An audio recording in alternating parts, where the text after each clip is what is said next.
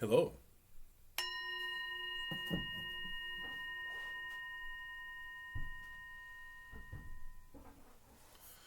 Welcome back. My name is Drake. This is Touching the Edge. Welcome back, or welcome for the first time. So delighted to be with you here today because I'm getting to talk about something I think is so very, very important, and that is what it means to live in an alternate reality.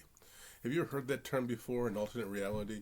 A lot of times, people are looking for an alternate reality through some sort of drug use. We find alternate realities described in things like The Lord of the Rings or Harry Potter. They're alternate versions of our reality. And we can find it in lots of other places as well. One of the great places that you can find a description of an alternate reality is in the works of Carlos Castaneda. Carlos Castaneda, in fact, he had even a really great book called An Alternate Reality. And so I find it very interesting because it points to another way of viewing what is, and actually finding that perhaps the deepest realities are not the ones that we may describe community when we get together as human beings. An alternate reality, another way of describing it, or another version of it, is influenced by Mr. Castaneda in Don Miguel Ruiz's book, The Four Agreements. And in fact, the Four Agreements, the one that I'm drawn to the most of the Four Agreements is the agreement of not taking things personally. Not taking things personally. Wow, talk about an alternate reality. Can you imagine if you lived a life where you didn't take things personally? If you did that, you would be living in a way that's completely different than the people around you. It's not about ignoring challenges or bad behavior. It's about recognizing them as part of the natural reality.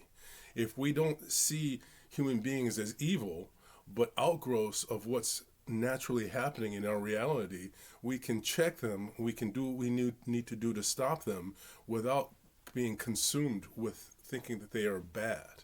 So this is a natural and ultimately an alternate reality.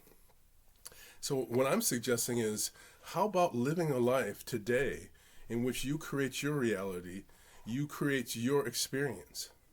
My teacher, my root teacher said that all experience is a form of food.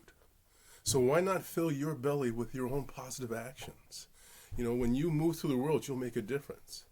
Both the Buddha and Jesus were described as making a difference just by coming into a town, that the town would calm down. If you commit yourself to focusing on doing positive actions, you will create a ripple effect in your day. People will be influenced by your positive actions. So why not live in an alternate reality today? Why not live by not taking things personally? I'll link the fourth, or the agreement of not taking things personally, down below. Let's do it together. Let's fill ourselves with our own positive actions. I'm going to ring the bell. I'm going to ask you to listen carefully.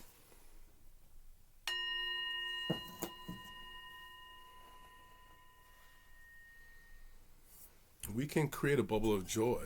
We can create a bubble in which we focus on kindness, even as we are willing to set limits. I bring my hands in a prayer position. I bow to you. Namaste. Thank you.